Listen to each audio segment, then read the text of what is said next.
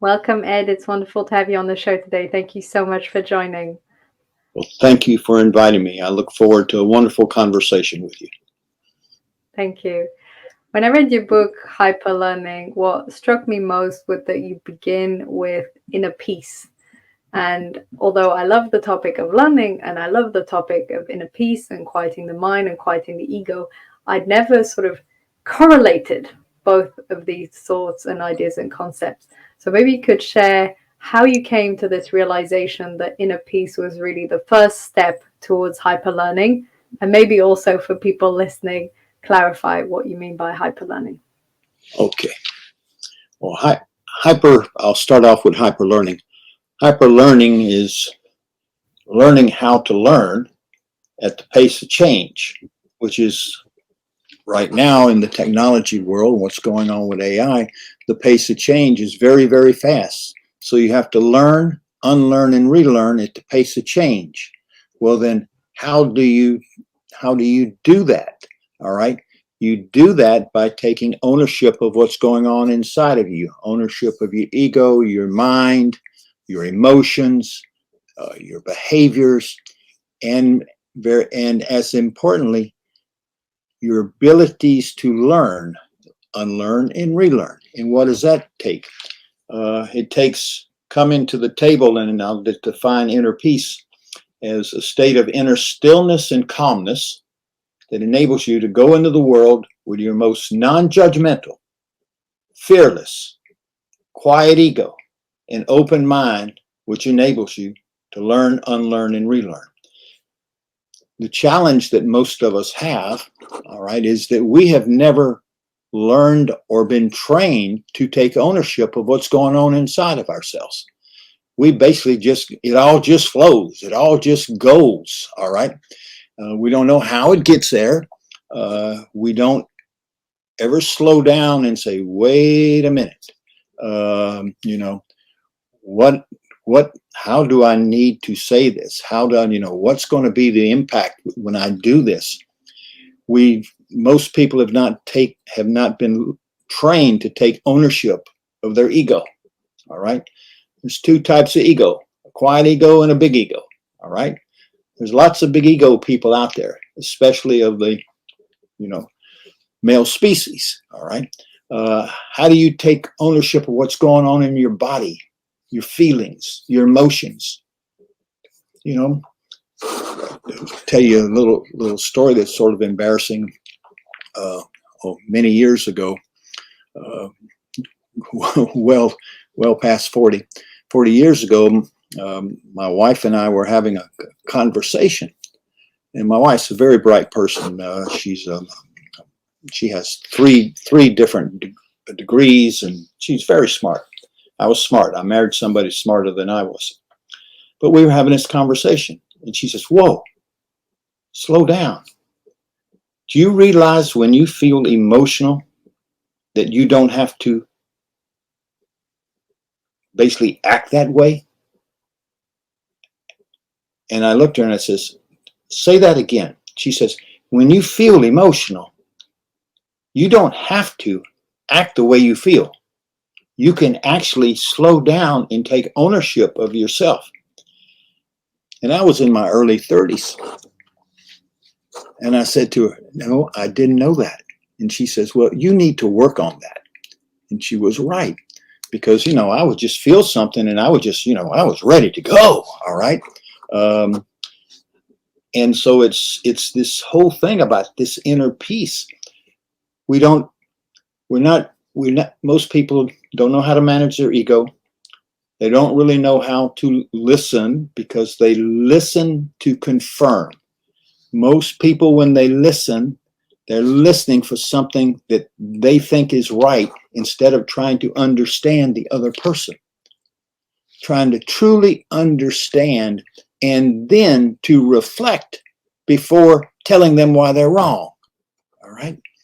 And so you've got all of this, what do we mean about inner peace? Ownership of your ego, your mind, your body, your emotions, all right, your behaviors. There's a great, let me see if I can find it. A great piece by a great woman is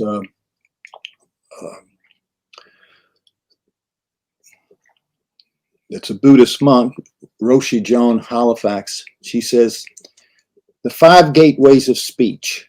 Before you talk, you ask yourself, is it true? Is it kind? Is it beneficial? Is it necessary? Is it the right time? Managing your behaviors and your words is highly dependent on pausing and reflecting, thinking before you speak, thinking before you act. And so the reason all this is even more important now is that because of the way technology is going and is going to continue to go at a very rapid speed, is most work is going to be done in small teams. In small teams. Collaboration is mission critical. All right. Reflective, how you listen to people. Collaboration is not competition. The purpose of collaboration, the purpose of working with other people is to optimize group learning, collective intelligence. So see, all of this fits together, that who we are will determine our success much more greatly than ever before. Much more. We have to rewire ourselves. All right. And I call that the journey to best self. And to bring your best self to the game of life every day. And that means taking ownership of that long list: ego, mind, body, listening, how you relate to other people, all right, etc. So that's what this is all about. And that's why is it so important? Because the speed of technological advance is going to transform the world, transform every country, transform every business, every organization, and every person. It's not going to stop. All right. We human beings are going to have meaningful work in most countries. All right.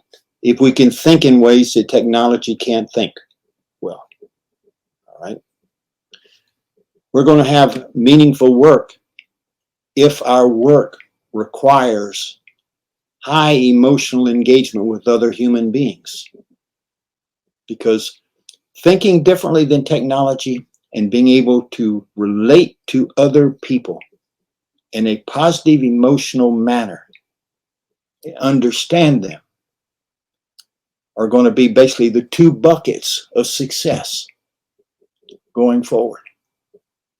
And, so, all right, what do? Well, we got to rewire ourselves. The good news is the science of how you do that and the philosophies of all the great religions in the world basically come to the same conclusion. And so it's really a stepping stone. And that's the purpose of the Hyper Learning book. And then that's the purpose of my most recent book, Own Your Work Journey, The Path to Meaningful Work and Happiness in the Age of Smart Technology and Radical Change. That's just a short 120-page workbook of all the tools that you can use to do what we're talking about. Does any of that? And let me say, well, what's the downside? The downside is that in many parts of the world, people that basically can't learn, unlearn, and relearn, hyper-learn at the speed of change. They're not going to have continuous work. Well, in certain parts of the world, countries are built to know how to take care of that, such as the country you live in. In many countries in the world, they're not built that way. And so people are going to be left behind. the numbers are going to be huge.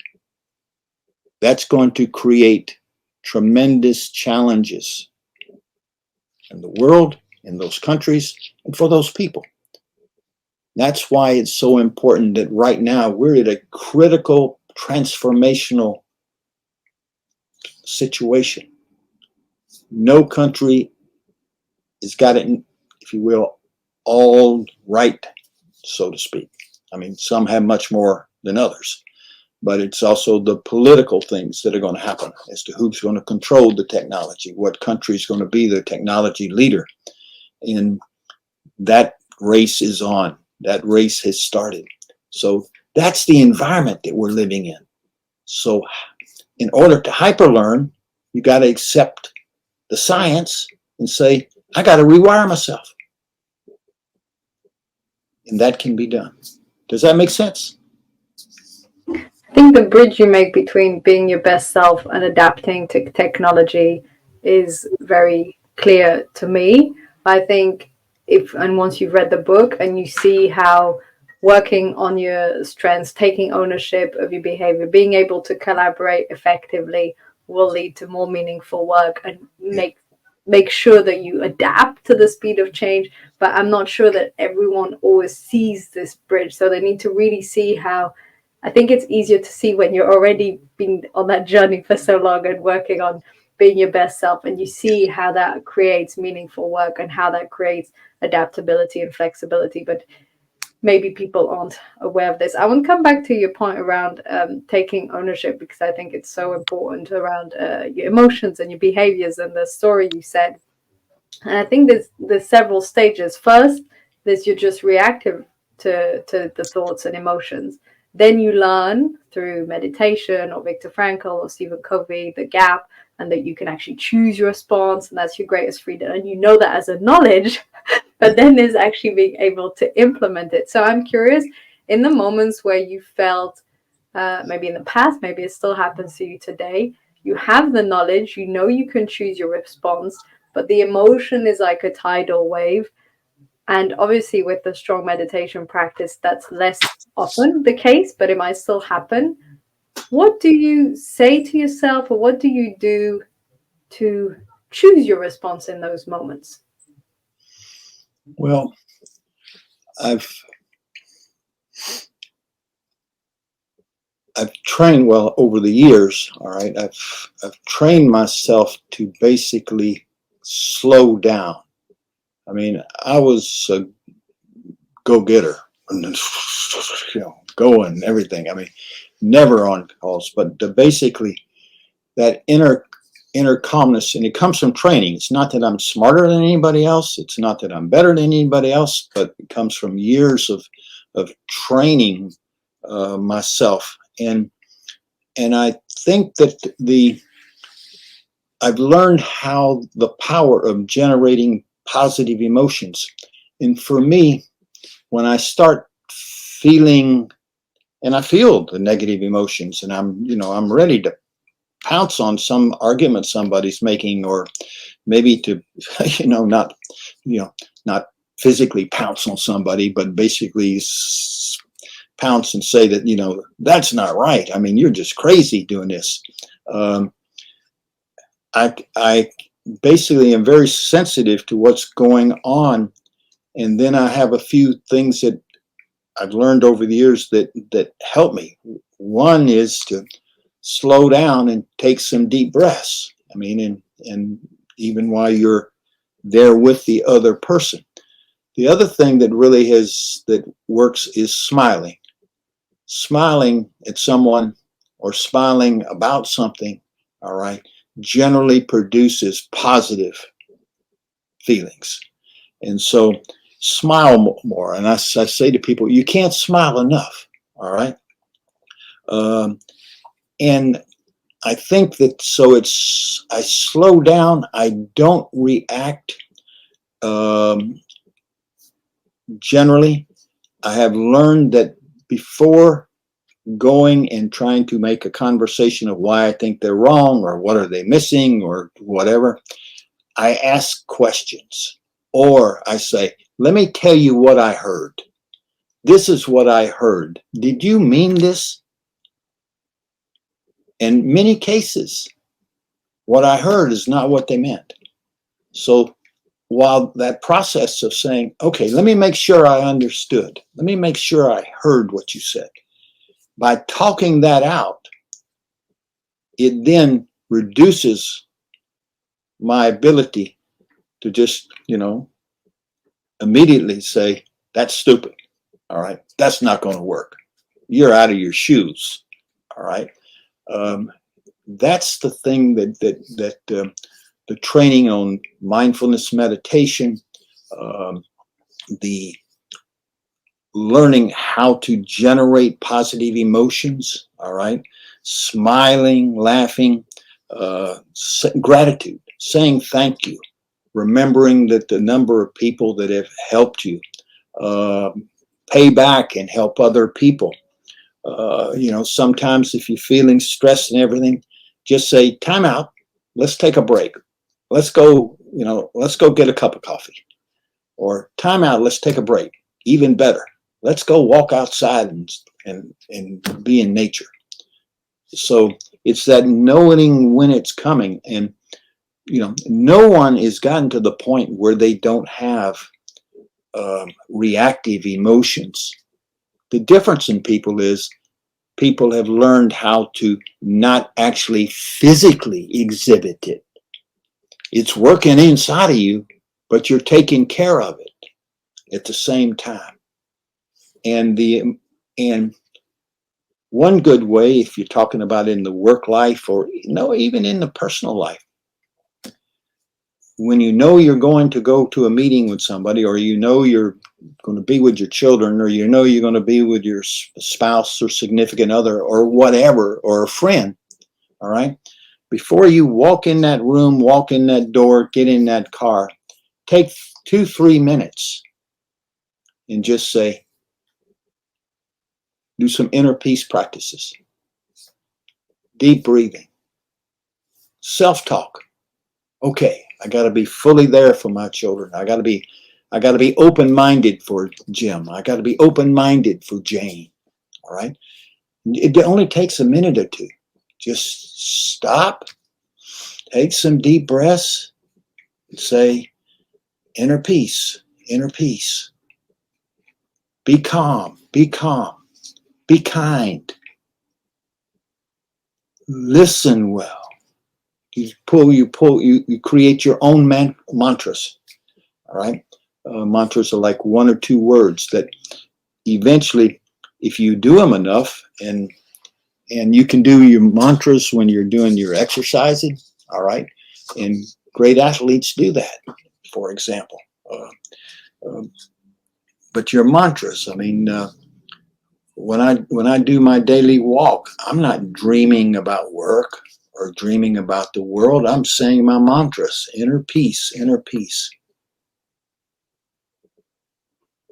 Be positive, be positive.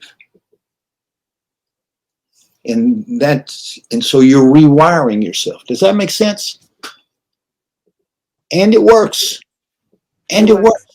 And I'm sure it works. So it's that, okay. And the other thing is, and I think your audience will be able to see it. Whenever you're talking to somebody close to them, around the table, or whatever, you don't lean in automatically. You stay back. Because if you're leaning into somebody, what message does that say to them? It generally doesn't say that you're interested in what they're doing. People feel a little scared or a little fearful. Uh-oh, he's going to attack me. He's leaning in to attack me, not maybe physically, but intellectually, or say I'm, wrong. No, you sit back. And then before you basically tell somebody why they're wrong, you say, this is what I understood. And you say what you understood. Is that what you meant? Then if that's what you meant, you can say what you think you should have said. in a nice way, of course. All right. So it's that, but once you do it now, you know, it takes rigor. Basically, using, whether it's meditation practices, whether it's, you know, managing your emotions and or your words or your behaviors, or we haven't even gotten to thinking, which is a big pot of worms, but is to just continuously take time during your day just to, okay, calm down, be ready to go in and bring my best self.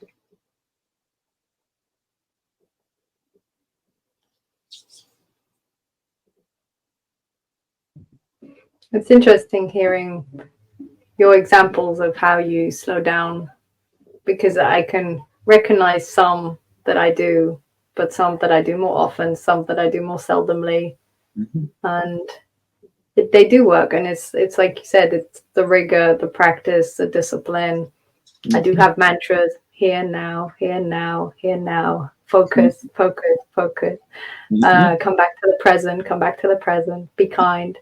And also sometimes, I don't do that as often, but I think it's very helpful. I ask a question, because my mind is often problem solving, business and stuff. Instead, I think, what would this person need most from me now? Or what would be the best attitude to come with? Or how can I best support this person now? And I just leave that. And that wires my mind to go away from me. You talk about this, you talk about the self-referential mind, focuses on the self. And that's talking about quieting the ego. Quieting the ego, and the quieting the ego is big, because it, at least in the, if you say the work world, I mean, you know, it's probably even bigger in the personal life world. All right, okay, it's, you know, it's you can get away. People can get away with it a little bit in the work world, because most people basically don't have a quiet ego, men at least in the work world. In most parts of the world, there are different parts of the world where people have learned this. But it's really like, who do I want to be? Who do I want to be? Do I want to be somebody that it's all about me? Or do I want to be somebody that is good at what he or she does, but that helps other people be, you know, all they can be? All right. It's sort of like, you know, if you have children, that's what you're doing. You're trying to help them be the best they can be. Well, if you got people you work with, it would seem to me pretty obvious. You would seem, if you're working with people, you want them to be the best they can be too, because that means the work's going to be the best it can be, and that means that we're all going to basically, you know, have meaningful work. The organization is more likely to add value, whatever that means, depending on what organization. And wow, we all can be part of something special. I mean, it's sort of like, I mean, it's just a different approach, and the approach in the United States, where I live, is highly competitive. Survival of the fittest is, you know, the historically the game, and you know, and that's got to change, because the technology is going to create work environments that are going to require human excellence from a learning perspective in teams, human excellence from a learning perspective individually, bringing the best selves to the teams. And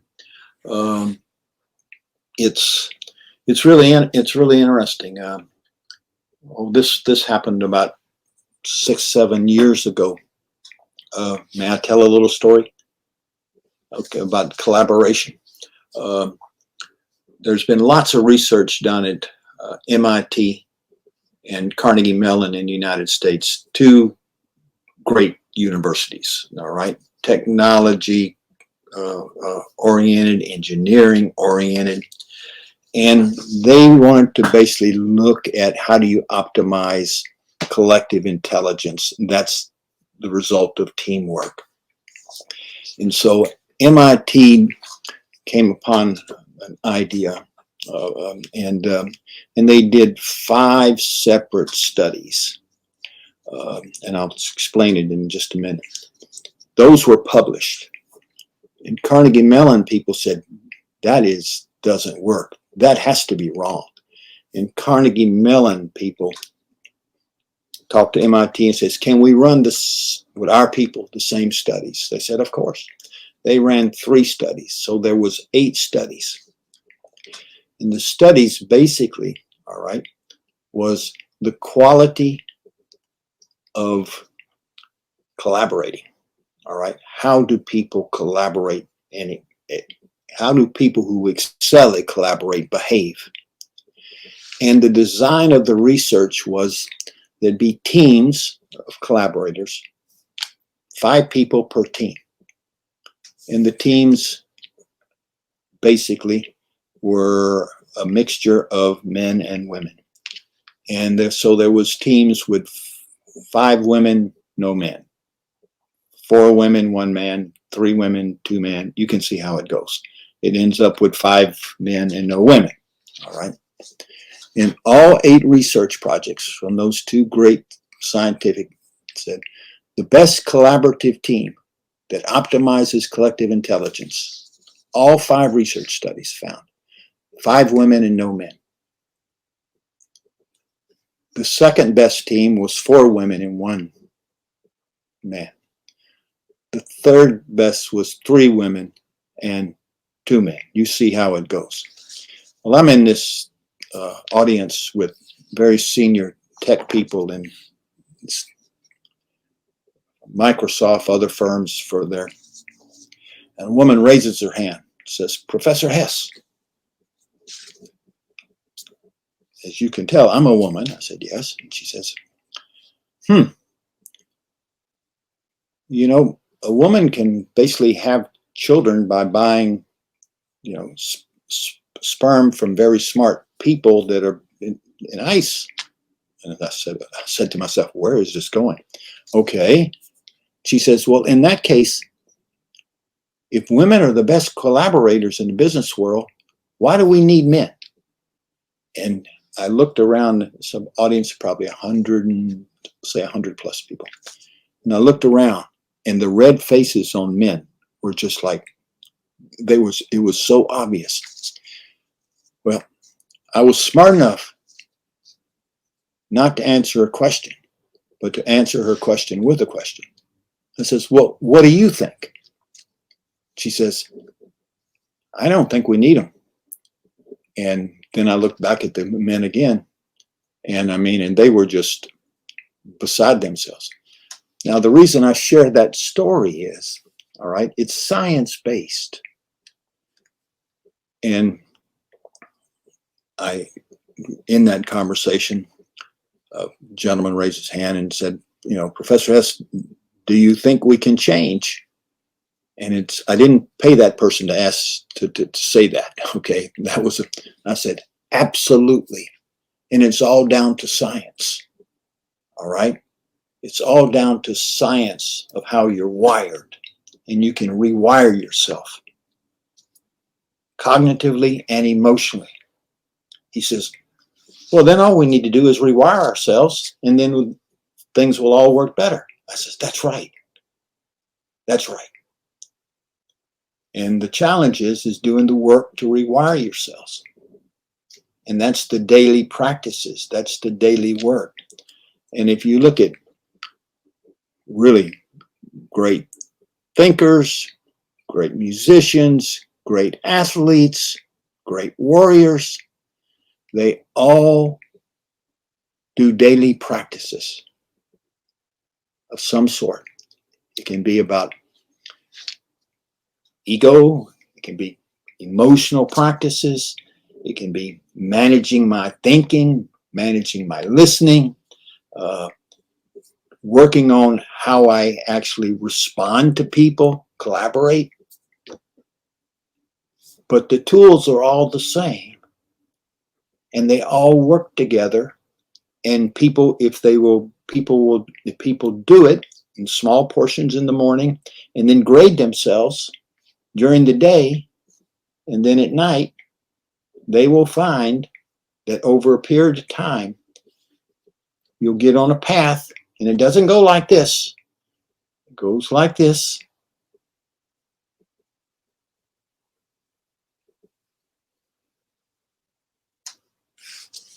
And that is the journey to best self. That's how you get to inner peace. And it's joyous. Now, everybody makes mistakes every once in a while. Even people that are, that are great at this stuff. But you have to understand that in the age we're in now, the biggest competition going forward is not other people. It's us. It's me. My biggest competition is me. I'm not competing with you. I wish you all the best. All right? Help you out any way I can, because I know that it's me that I've got to basically take ownership of. It's me. It's my biggest competition. It's me that's got to excel in new ways because of AI.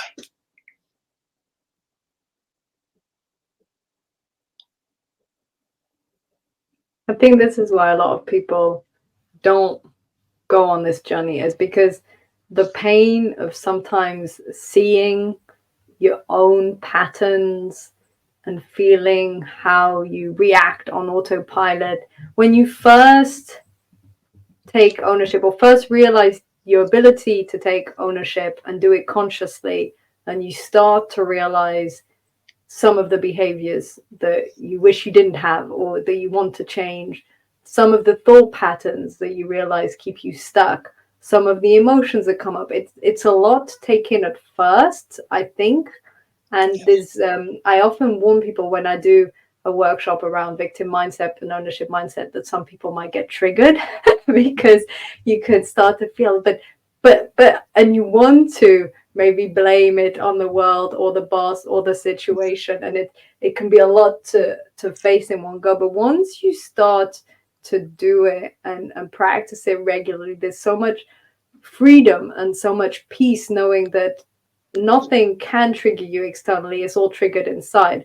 I was speaking with a friend earlier today, and I was talking about a stressful afternoon I had, and I said, obviously, it was all self-induced because all stress is self-induced. And he smiled and laughed because he thinks the same way. But most people don't talk this way about stress. Most people say their work is stressful, their boss is stressful. I know it's in my mind. I can have a very busy, hectic, intense day, important meeting, but if I'm calm and I'm centered and I'm present, the day goes by and it's okay.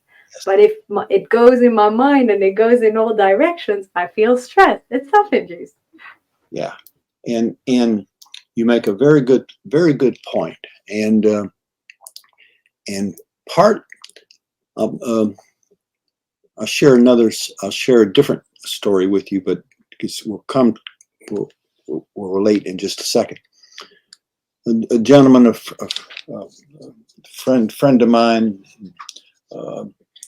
is over the last 10 years been, the number one leadership coach in the world, and the organization that did the work was based in London, not the United States. He's based in the United States, and so it was global. So 10 years in a row, he's been named the number one leadership coach in the world. Marshall Goldsmith, a wonderful human being. And Marshall has been doing the work we're talking about for years.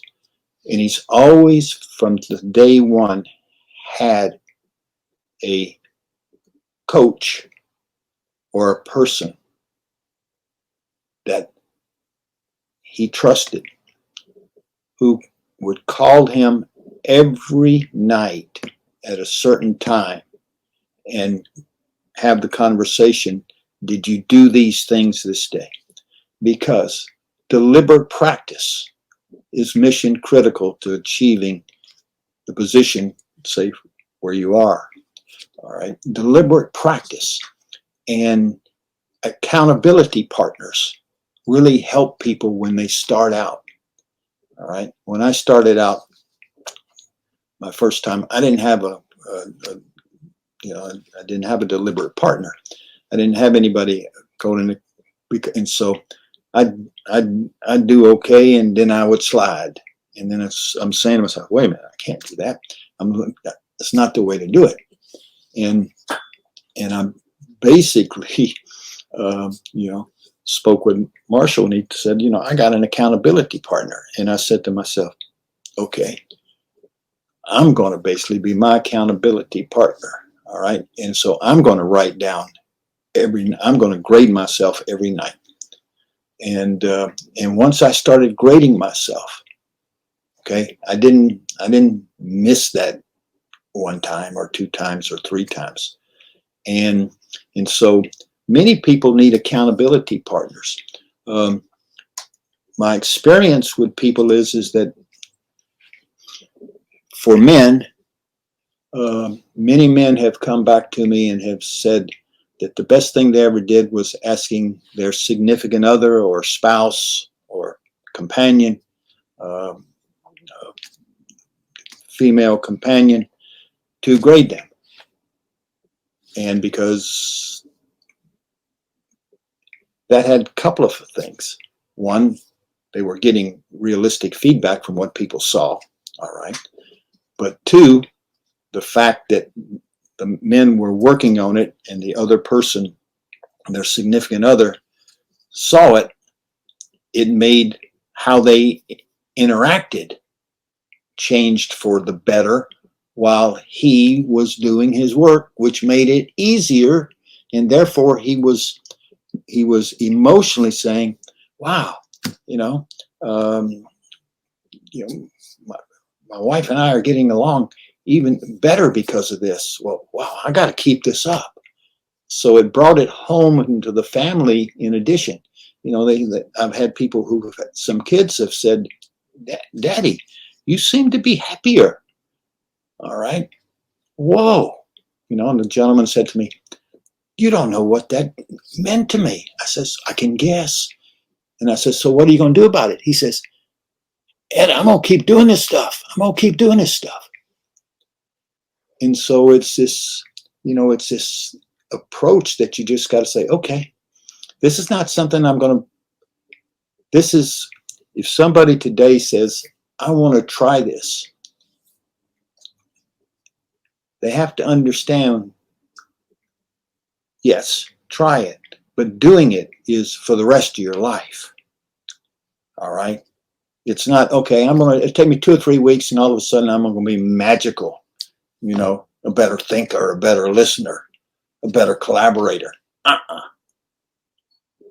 Especially now when we got smart technology, which is producing information so fast. I mean, you've done it. You've used it.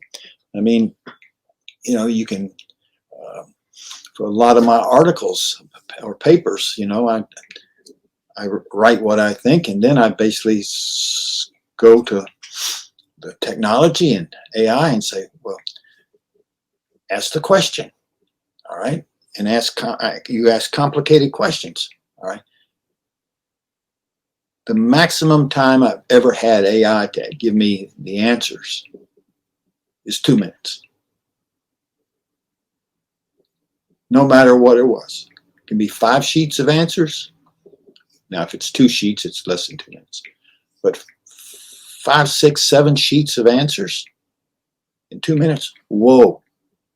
And to me, that says, wait a minute. This stuff's only going to get better and better. So what do we need to get better and better at?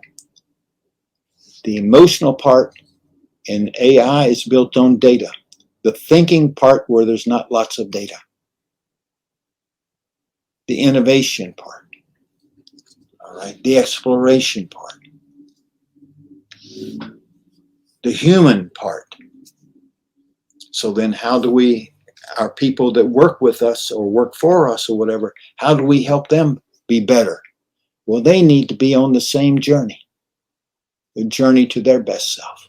And then all of a sudden you will see in the organizations, no matter what kind of organization it is, the quality of the conversations are much better. I tell CEOs, your organization's existence is going to be dependent on the quality of the conversations going on in the workplace. And what does that take? Everything that we've been talking about. Inner peace, bringing the best self to the table, understanding what you need to work on, being rigorous and sticking with it.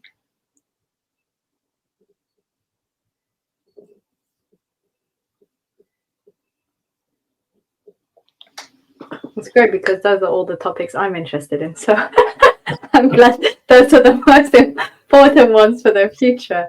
I think the both the ability to acquire the mind, but the self-discipline, the focus, having high quality conversations.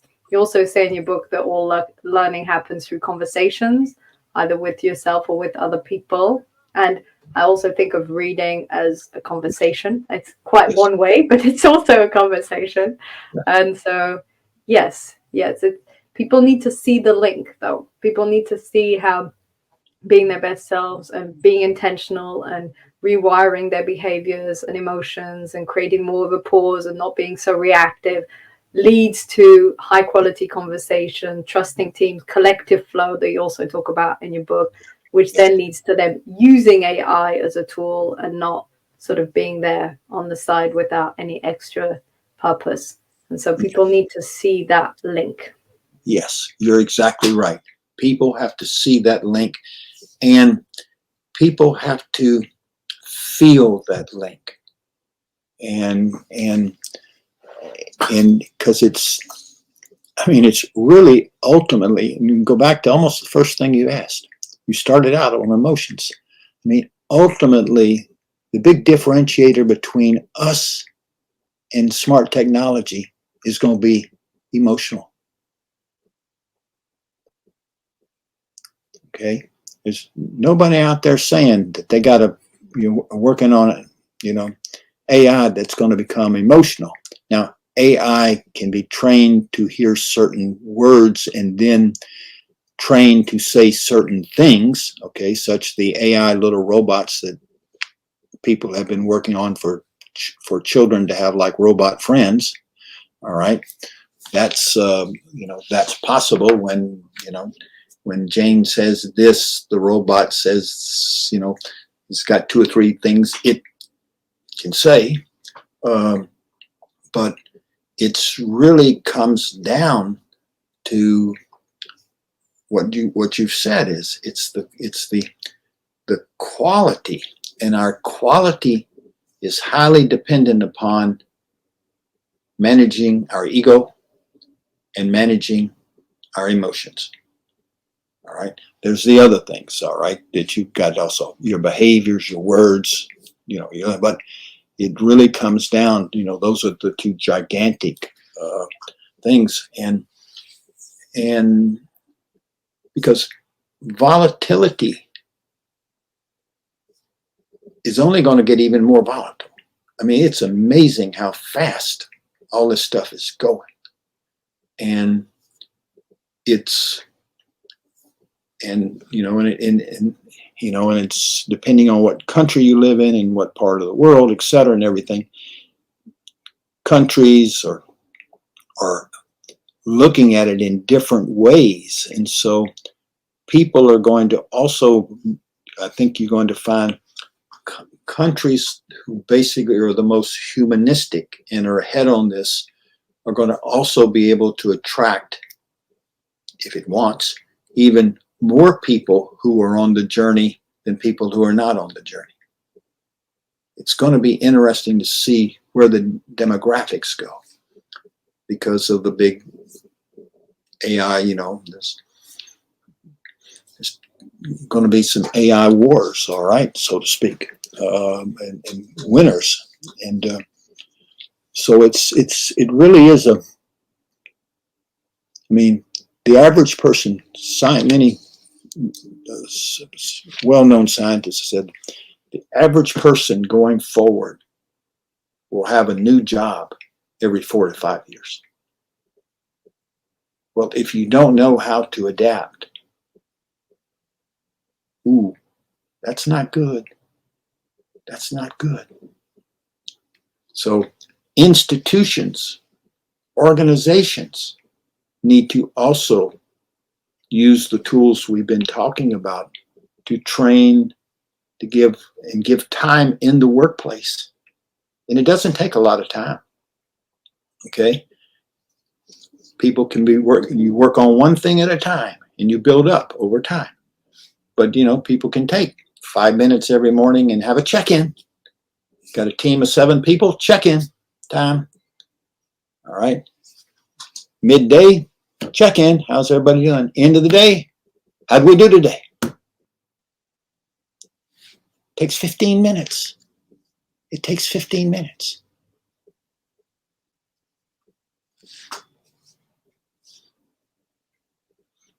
Interesting times. Yes, interesting times, yes. It's being able to do this both individually and in a group, being able to check in with yourself in the morning, maybe have a meditation practice that you both talk about. I say both because you and I both agree that it's highly important, and you talk about it in your book, and I talk about it in my book too, actually. And yes, having meditation, maybe a check-in in the evening, maybe journaling, and with the team the same. So it's both the ability to notice your own patterns individually, rewire them, see how did you react that day. And it's this sort of radical self-honesty is what I meant earlier when I said this. It can trigger people when they realize how much they need to take ownership, or how much they can take ownership, or that the importance of taking ownership, all of these things, because of this radical self-honesty. Because sometimes we might see things about ourselves that we don't necessarily like, but that's okay, because once we've seen them, we can do something about it. Yeah, that's right. Everybody has something about them that can be improved. Okay,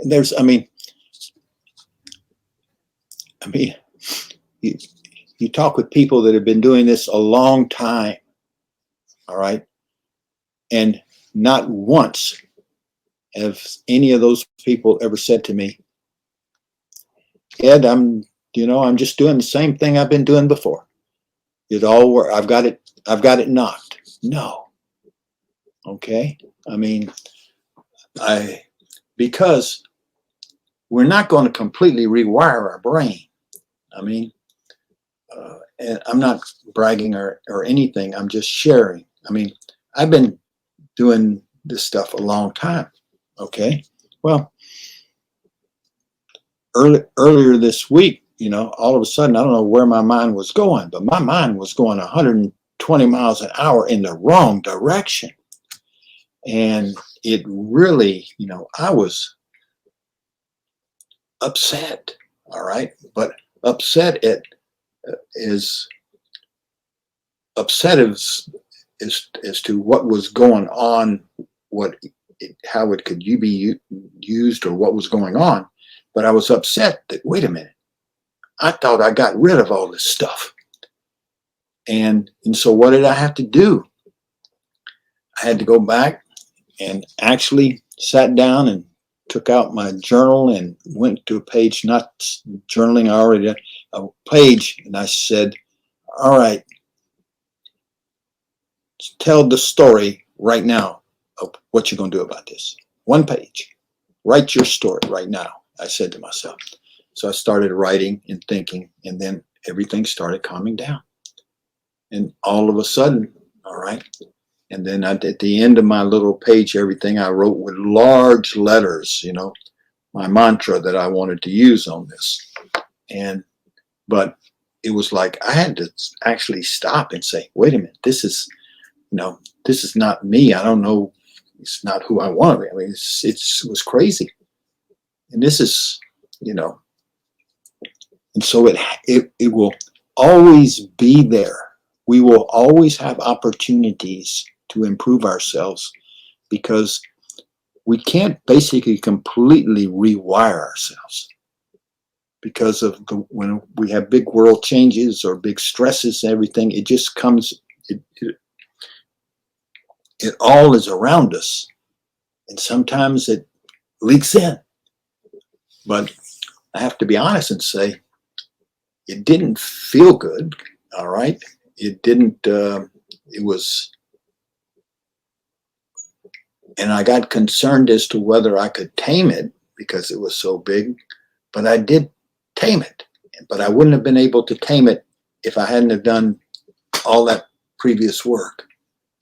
And so, okay, I had whatever it was, an hour or so. I had an hour or so that really was not fun going on inside of me. But, it didn't take long because of the work. And I'm not bragging or saying I got it. I mean, I was really upset because I never had something like this. I mean, I was, just like, whoa, slow down, I mean, it's like, and I'm talking about really slow down, okay? And so that's why this conversation is I think it's important, not just for you and me, it's for the people that that you care about. It's that, okay, this is not something you're going to work on for a year and everything's going to be okay. This is the rest of your life. But the good news is your life will be better. You'll be happier. Your friends will be better. Your family will be better. Anybody you come in contact will be better. We all are going to have to transform ourselves. And we need to help others transform them when they ask us. We have to have generosity of our spirit, because this is not competition.